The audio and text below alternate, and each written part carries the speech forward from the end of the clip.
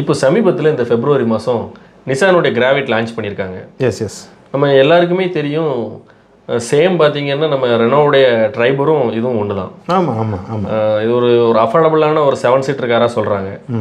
So இந்த car யாருக்கெல்லாம் சூட்டபுளாக இருக்கும், யாருக்கெல்லாம் சூட்டபுளாக இருக்காது அப்படிங்கிறத உங்களுடைய ஒரு கருத்துலேருந்து சொல்லுங்கள். கண்டிப்பாக. அதாவது இன்றைக்கி 7 சீட்டர் அப்படிங்கிறது பார்த்தீங்கன்னா, முதல்ல நான் உங்களுக்கு ஒரு விஷயம் சொல்லிடுறேன்.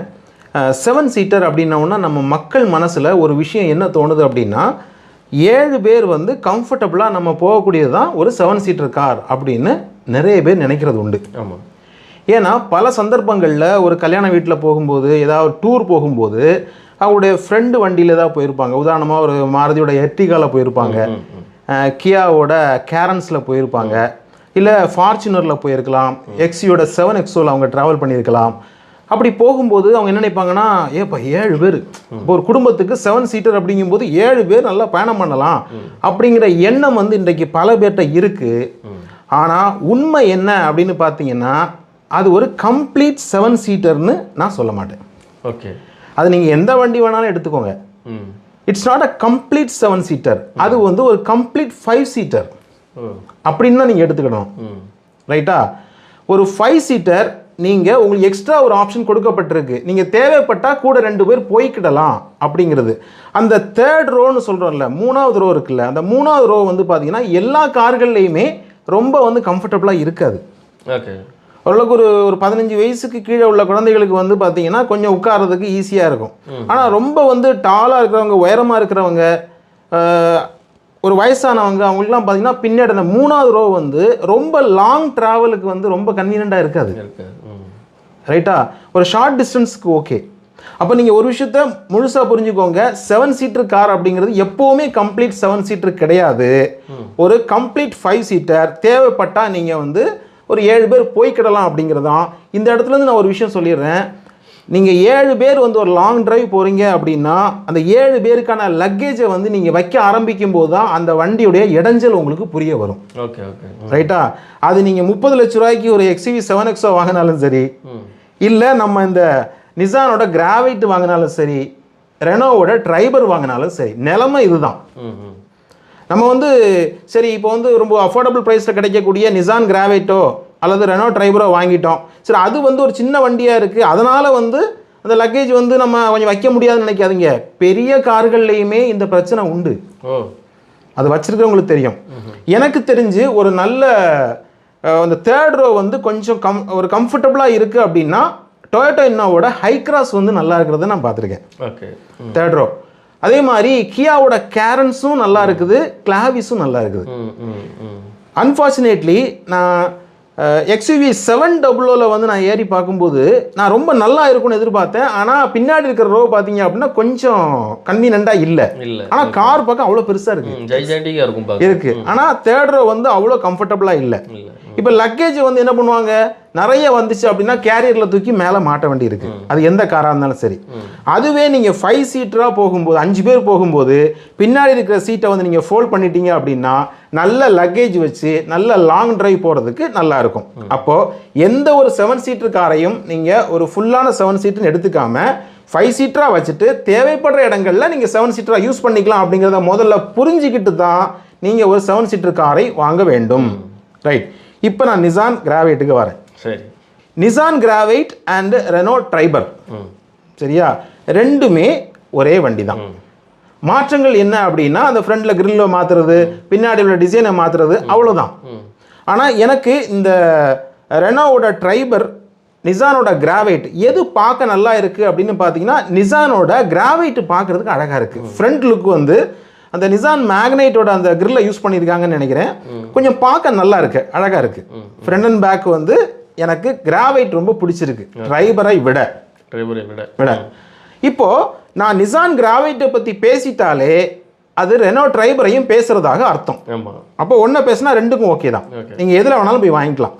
இப்போ ஷேர் பண்ணிக்கிறாங்கல்ல, ஒவ்வொரு கார் கம்பெனியும் ஷேர் பண்ணிக்கிறாங்க. இப்போ உதாரணமாக மாருதியில் பார்த்தீங்கன்னா, இங்கே பலேனோ அப்படின்னா அங்கே கிளான்ஸா டொயோட்டாவில் இல்லையா, எர்டிகா இங்கே அப்படின்னா அங்கே ரூமியான் அப்படின்னு வச்சுருப்பாங்க.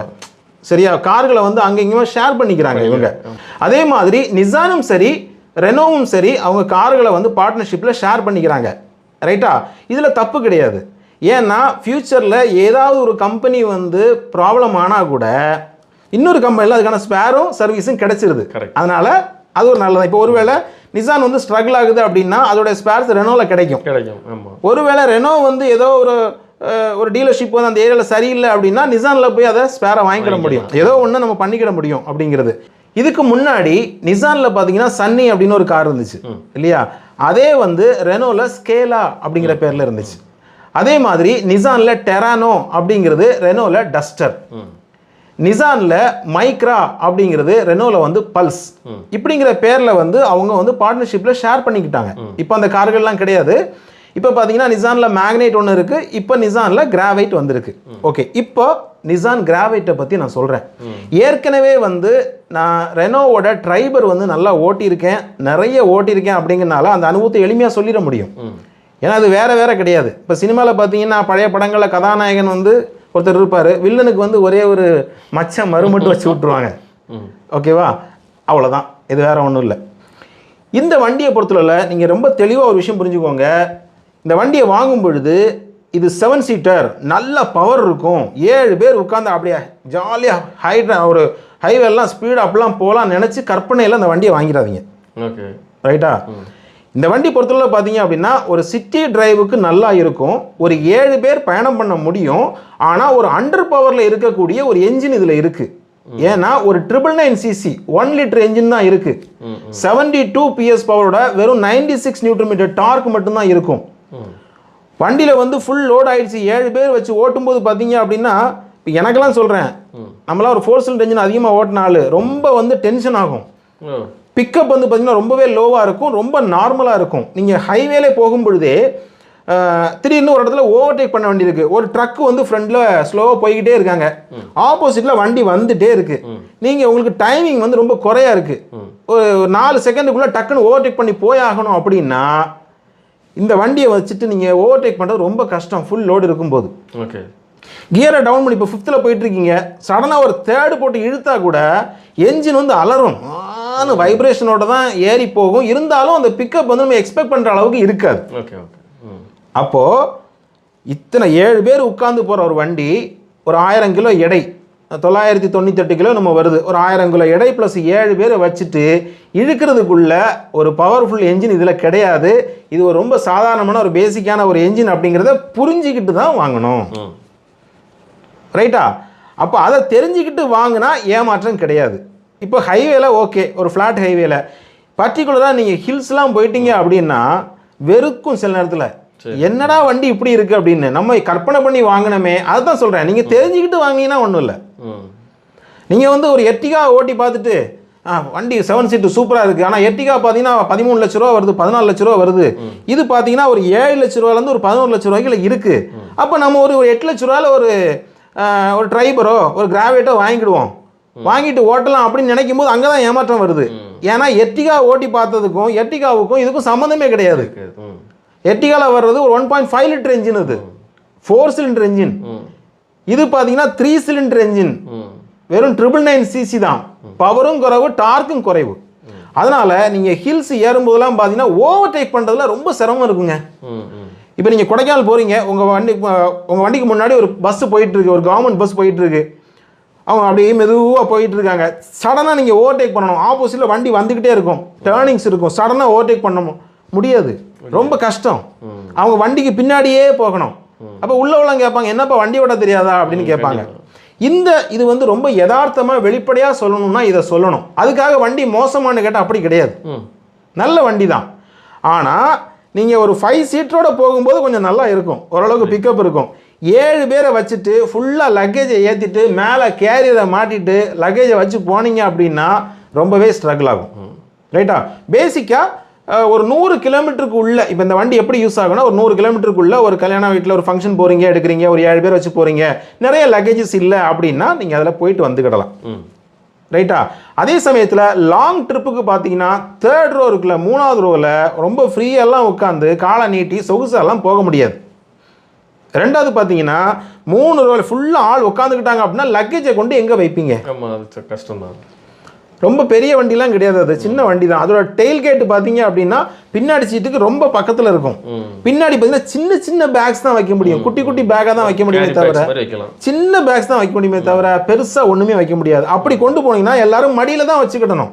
உங்கள் பேக்கை நீங்கள் மடியில் வச்சுக்கோங்க, என் பேக்கில் நான் வச்சுக்கிறேன், கீழே கொஞ்சம் வச்சுக்குவோம், அங்கே வச்சுக்குவோம், கேரியரில் வேணாம் மாட்டிட்டு ஒரு தார்பாயை போட்டு மூடிட்டு போவோம். என்ன ஆகும்?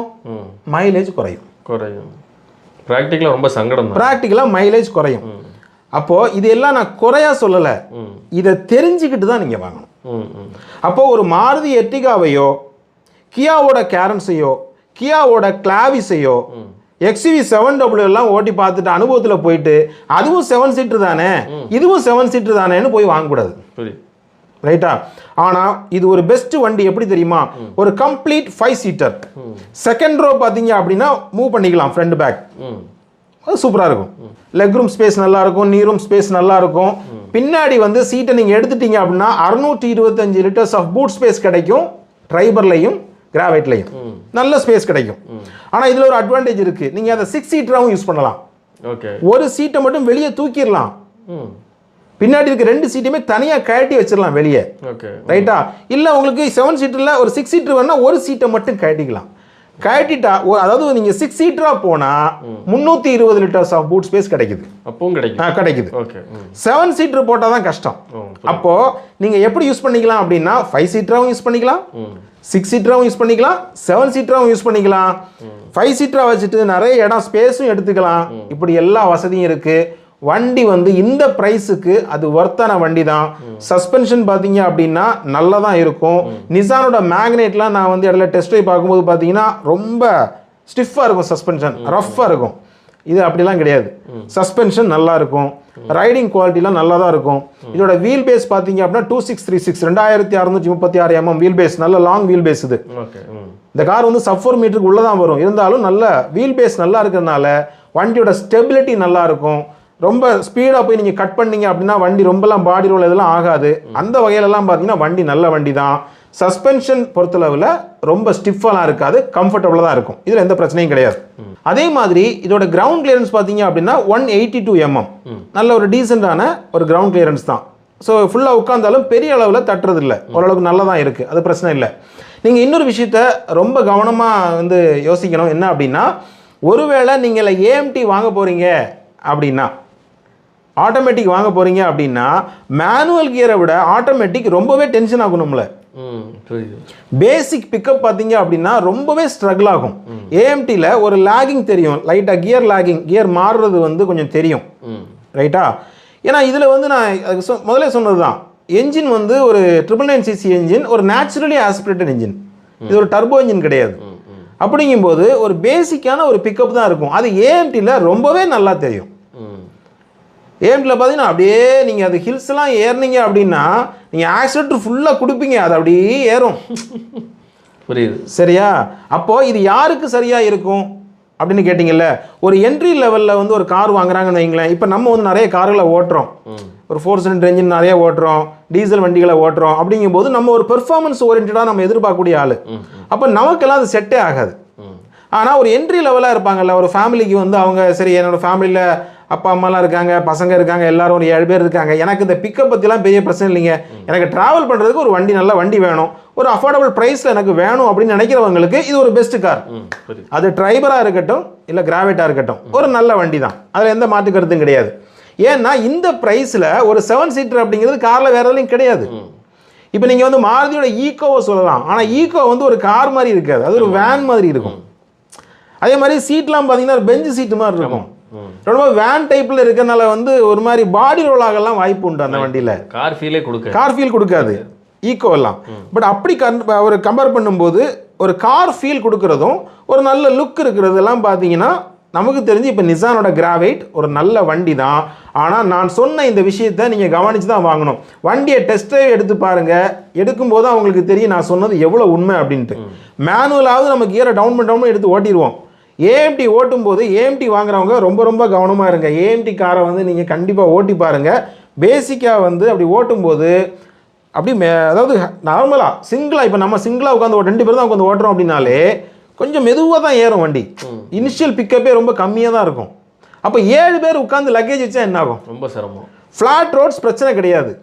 ஒரு இடத்துல வந்து ஒரு பள்ளம் இருக்குது, நீங்கள் இறக்கி ஏற்றுறீங்க, இப்படி வண்டி போகுதுன்னா உங்களை ஓவர்டேக் பண்ணி வேறு வண்டிகள் போயிடும். இது வந்து மெதுவாக அப்படி ஏறி இறங்கும். ஹில்ஸ் பர்டிகுலராக ரொம்பவே ஸ்ட்ரகிள் ஆகும். ஓகே. பட் அதை ஒரு எக்ஸ்பீரியன்ஸ் டிரைவர் வந்து ஈஸியாக ஹேண்டில் பண்ணிடுவாங்க. பிகினஸாக இருக்கக்கூடியவங்களுக்கு வந்து கொஞ்சம் பதறிடுவாங்க, ஏன் வண்டி போக மாட்டேங்கி, ஏன்னா ஆக்சிடென்ட் கொடுப்பாங்க, என்ஜின் வந்து ரவ் ஆகும், ஆனால் மூவ் ஆகாது. ரொம்ப மெதுவாக மூவ் ஆகும்போது இவனை ஓவர்டேக் பண்ணவே முடியலையே அப்படிங்கிற ஒரு பிரச்சனைகள்லாம் இருக்கும். அப்படிங்கிறனால இந்த விஷயத்தை நீங்கள் ரொம்ப தெளிவாக தெரிஞ்சுக்கிட்டு தான் இந்த கார் வாங்க வேண்டும். ரைட்டா? ஆனால் நான் ஏற்கனவே சொன்ன மாதிரி இதை நீங்கள் மல்டி பர்பஸாக யூஸ் பண்ணிக்கலாம். புரியுது. 2 பேர் போகலாம், 3 பேரும் போகலாம், 5 பேருக்கு வந்து நல்ல கம்ஃபர்டபுளாக போகலாம். இது ஒரு பெர்ஃபெக்டான ஒரு 5 சீட்டர் கார். நான் அப்படி தான் அதை எடுத்துக்கிறேன். இப்போ இருக்கிற 7 சீட்டர்லாம் எப்படி இருக்குன்னு நினைக்கிறீங்க?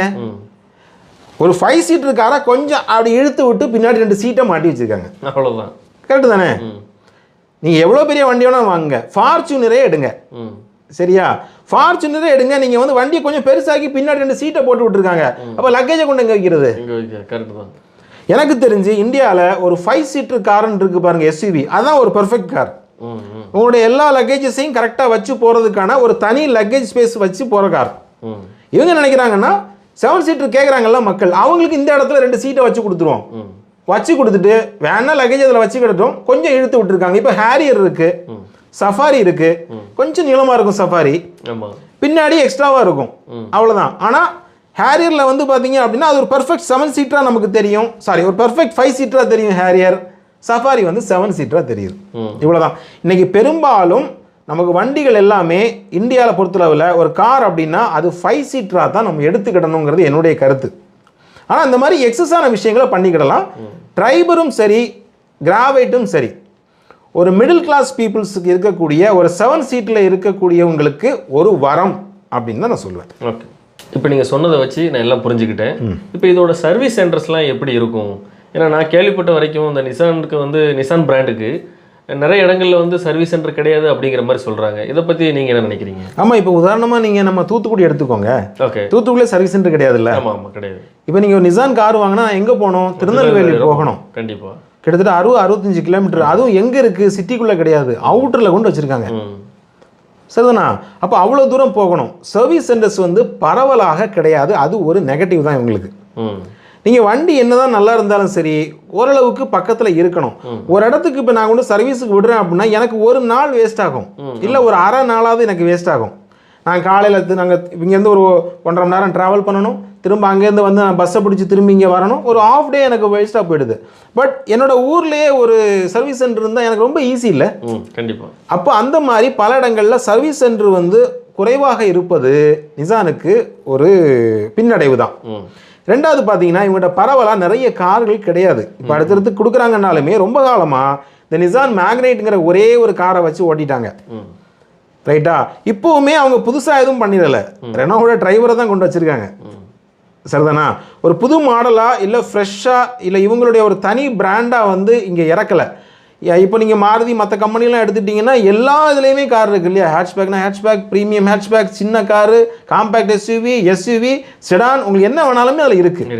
இதில் அப்படி கிடையாது. அப்படிங்கிறனால சர்வீஸ் சென்டர் வந்து உண்மையிலே அவங்கள்ட்ட கொஞ்சம் குறைபாடு இருக்கத்தான் செய்யுது. அதை அவங்க நிவர்த்தி பண்ணி தான் ஆகணும். ரெண்டாவது, நிறைய இடங்களில் நான் ஸ்டடி பண்ணியிருக்கேன், அதோடைய காஸ்ட் வந்து அதிகமாக இருக்குது, சர்வீஸ் காஸ்ட் கொஞ்சம் அதிகமாக இருக்குது அப்படின்னு நிறைய நம்ம வந்து கமெண்ட்ஸில் வந்து பார்த்துருக்கோம். அது எந்த அளவுக்கு உண்மை அப்படிங்கிறத வந்து கார் வச்சுருக்கவங்க, இப்போ டிரைவர்லாம் வச்சுருக்கவங்களுக்கு தான் தெரியும். இப்போ கிராவைட் இப்போ தான் இறங்குது, பட் டிரைவர் வச்சுருக்கவங்களுக்கு தெரியும் இது எந்த அளவுக்கு கரெக்டாக இருக்குது அப்படிங்கிறத. அதை அவங்க கமெண்ட் பண்ணாங்கன்னா கரெக்டாக இருக்கும். ஆனால் ரெனோ பார்த்தீங்க அப்படின்னா நிசானை விட கொஞ்சம் அதிக காரில் விற்கிற மாதிரி தெரியுது, நிறைய வண்டிகள் ஓடுற மாதிரி தெரியுது. ஏன்னா இங்கே குவிட் இருக்குது பார்த்தீங்களா? குவிட் கார் நிறைய பேர் வாங்கிட்டாங்க. பொதுவாகவே இந்த நிசானும் ரெனோலாம் பார்த்தீங்கன்னா வண்டியை மாடலை வந்து அழகாக கொடுத்துட்றாங்க, பார்க்குறதுக்கு லுக்காக கொடுத்துட்றாங்க, என்ஜினில் தான் கையை வச்சுருக்காங்க. ஆமாம், கரெக்ட். சரியா? இந்திய மக்களை சும்மாலாம் நம்ம எடை போட்டுற முடியாது. அவங்களுக்குன்னு ஒரு ரெக்குயர்மெண்ட் இருக்குது, அதை நீங்கள் கரெக்டாக கொடுத்தா தான் இங்கே ஜெயிக்க முடியும். ரைட்டா? நான் கொடுக்குறதா நீ வாங்கணும்னா தோற்று போயிடுவாங்க. கண்டிப்பாக. இன்னைக்கு மாருதிலாம் ஏன் ஜெயிச்சுன்னு நினைக்கிறீங்க? அவங்க வந்து மக்களுக்கு என்ன தேவைன்னு பார்த்தாங்க. இந்தியன் மக்களுக்கு என்ன, கொஞ்சம் மைலேஜ் நல்லா தேவை, என்ஜின் வந்து கொஞ்சம் ஒரு ரிஃபைன்ட் என்ஜினாக இருக்கணும், ரொம்ப ஸ்ட்ரகிள்லாம் ஆகக்கூடாது. 4 சிலிண்டர் என்ஜின் கான்செப்டில் நிறைய பேர் இங்கே விரும்புகிறாங்க, அதை கொஞ்சம் ஹோல்ட் பண்ணி வச்சுக்கிட்டே இருக்காங்க. இன்னைக்கு மாருதி இந்த 3 சிலிண்டர் என்ஜின் கான்செப்டில் வரதுல தப்பு கிடையாது. வரும்போது அந்த என்ஜினுடைய பவரை வந்து இன்னும் கொஞ்சம் நல்லா வைக்கணும். இன்னைக்கு பார்த்தீங்கன்னா Volkswagenலாம் வந்து 3 சிலிண்டர் என்ஜின்ஸ் இருக்கு, அதோடைய பவர் எப்படி இருக்கும் தெரியுமா? நிறைய பேர் நினைக்கிறாங்கன்னா 3 சிலிண்டர் என்ஜின்னாலே மோசமாக இருக்கும்னு. அப்படி கிடையாது. அந்த ரிஃபைண்டான 3 சிலிண்டர் என்ஜின்ஸ்லாம் இருக்குது. ஜெர்மன் இன்ஜினியரிங்கில் பார்த்தீங்க அப்படின்னா அவ்வளோ சூப்பராக இருக்கும். என்னமோ தெரியல, நம்ம இங்கே தான் பார்த்தீங்கன்னா அந்த 3 சிலிண்டர் டாட்டாவும் சரி ஆரம்பத்தில் கொஞ்சம் ரொம்ப வைப்ரேஷனான என்ஜினை கொடுத்தாங்க. ஆமாம், குவிட் எல்லாம் கேட்கவே வேண்டாம். இப்படி இப்போ இதுலேயும் பார்த்தீங்கன்னா டிரைவர்லேயுமே ஒரு ஸ்ட்ரகிள் ஆகிறது தான், ஒரு கஷ்டப்பட்டு பார்ப்போம். அந்த என்ஜினுக்கு அந்த வண்டிக்கு இன்னும் ஒரு பெட்டரான ஒரு பவர்ஃபுல்லான என்ஜினை போட்டால் என்ன ஆகும்? ரேட்டு கூடும். ரேட்டு கூடும்போது வாங்க மாட்டாங்களோன்னு நினைக்கிறாங்கன்னு தெரியல, பட் கொடுத்தா அது நல்லா இருக்கும் அப்படிங்கிறது என்னுடைய கருத்து. ஓகே, இப்போ நீங்கள் சொல்கிறதுலேருந்து நான் எல்லாமே புரிஞ்சுக்கிட்டேன். அதாவது பார்த்தீங்கன்னா நம்ம வெளியிலேருந்து பார்க்குறதுங்கிறது வேறு, ஆனால் யதார்த்தங்கிறது வேறு. ஆமாம், இதே மாதிரி ஒரு சம்பவம் எனக்கு நடந்துச்சு. என்னோட ஃப்ரெண்டு வந்து XUV 700 வாங்கணும் அப்படின்ட்டு ரொம்ப ஆசைப்பட்டு என்னையும் கூட்டு போயிருந்தாப்புல. சரி, ஆக்சுவலாக அது வந்து நம்ம திருநெல்வேலி ஷோரூம் தான் போயிருந்தோம். அவர் போயாச்சு, நம்ம கார்லாம் பார்த்தாச்சு, அதோட பவர் எல்லாமே சூப்பராக இருந்துச்சு, நல்லா கம்ஃபர்டபுளாக இருந்துச்சு. பட் என்ன ஆயிடுச்சுன்னு பார்த்தீங்கன்னா அதோட 3rd ரோவில் உட்காரும்போது அவர் ஒரு 6 feet இருப்பார். ஓகே, அவருக்கு வந்து அது கம்ஃபர்டபுளாக இல்லை. நானுமே கூட உட்காந்து பார்த்தேன், இல்லை. அதுக்கப்புறம் பார்த்தீங்கன்னா நம்ம பக்கத்தில் இருக்கிற ஷோரூம்ஸ்லாம் போய் பார்த்தோம். ஃபைனலாக அவருக்கு எது ஓகே ஆச்சுன்னு பார்த்தீங்கன்னா நம்ம கியாவோட கேரன்ஸ் தான். கேரன்ஸ், ஆமாம். ஆனால் நம்ம XUV 700 இந்த காரையும் கம்பேர் பண்ண முடியாது. கண்டிப்பாக. அதோட பவர் அவருக்கு ரொம்ப பிடிச்சிருந்துச்சு. 700 பவர் வந்து பார்த்தீங்கன்னா எக்ஸ்ட்ராடினரியாக இருந்துச்சு. உள்ளேயுமே பார்த்தீங்கன்னா இன்டீரியர் வந்து அவ்வளோ ஒரு சூப்பராக இருந்துச்சு, நல்ல ஒரு ஹெவியான கார். பட் இது பார்த்தீங்கன்னா ஒரு 1500cc அவ்வளோ பவர் டெலிவரிலாம் ஒன்றும் இல்லை. டீசல், ஆமாம் டீசல், கரெக்ட். ஆனால் பட் பார்த்தீங்கன்னா அவருக்கு வந்து அந்த பேக் ரோ பார்த்தீங்கன்னா நான் உட்காந்து பார்த்தேன், அவ்வளோ ஒரு கம்ஃபர்டபுளாக இருந்துச்சு. அந்த ஹைட்டுக்கும் கொஞ்சம் இன்னுமே கேப் இருந்துச்சு. கொஞ்சம் பார்த்தீங்கன்னா நல்லா கால் வைக்கிறதுக்கெலாம் நீட்டுறதுக்கெலாம் நல்லாவே ரிலாக்ஸாக இருந்துச்சு. ஸோ அவரோட மைண்ட் செட் என்ன ஆயிடுச்சுன்னு பார்த்தீங்கன்னா, நம்ம அப்படி ஒரு நல்ல ஒரு பவர் உள்ள ஒரு காரை வந்து கொஞ்சம் அடக்கமாக போகலாமா, இல்லை கொஞ்சம் பவர் கம்மியாக கூட நம்ம காம்ப்ரமைஸ் பண்ணிட்டாலும் கூட கொஞ்சம் ஃப்ரீயாக போகலாமான்னு யோசிச்சு கேரன்ஸ் வாங்கிட்டாங்க. அதான் நான் முதலே சொன்னேன். ஆமாம், இந்த இதில் செக்மெண்ட் இந்த 7 சீட்டரில் பார்த்தீங்க அப்படின்னா எனக்கு தெரிஞ்சு இன்னோட ஹை கிராஸ் வந்து நல்ல ஸ்பேஷியஸ் இருக்கும் 3rd ரோ. அதே மாதிரி கியாவோட கேரன்ஸும் கிளாவிஸ் ரெண்டுமே நல்லா இருக்கும். எனக்கு தெரிஞ்சு இதில் தான். எர்டிகா கூட எனக்கு அந்த அளவுக்கு ஒரு ஃபீல் தெரியாது. இந்த கார்களில் கொஞ்சம் கரெக்டாக இருக்கிறத பார்க்குறோம். அதான் நீங்கள் யதார்த்தங்கிறது வேற. ஆமாம், கண்டிப்பாக வேற. நம்ம வெளியிலேருந்து பார்க்கும்போது அது வேற மாதிரி இருக்கு. எவ்வளோ நேரம் எங்களுக்காக வந்து இந்த 2 காரையும் பற்றி அதோட புரிதலை பற்றி எங்களுக்கு தெளிவாக சொன்னதுக்கு மிக்க நன்றி. ரொம்ப நன்றி.